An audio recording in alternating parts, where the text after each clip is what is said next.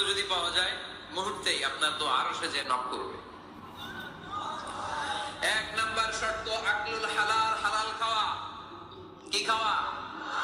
আমরা দুইটাই খাই, হালালও খাই হারামও খাই বলে প্রথম শর্ত, হারাম খেয়ে দোয়া করলে ওই দোয়া কখনো কবুল হবে। দুই নাম্বার শর্ত, দোয়াটা করতে হবে একজনের কাছে, তিনি কে? চাইতে হবে একজনের কাছে, তিনি কে? মসজিদে যে চাইলেন দরবার। তিন নাম্বার, ইয়াকিন থাকতে হবে যে আমার দোয়াটা কবুল হচ্ছে। যখন দোয়া করবেন আপনার এই বিশ্বাস থাকতে হবে আমার রব আমার ফরিয়াদ শুনছে। চার নাম্বার শর্ত, সালাতু আলা রাসূলিল্লাহ, আল্লাহর হাবিব সাল্লাল্লাহু আলাইহি ওয়াসাল্লামের উপর দুরূদ পড়া।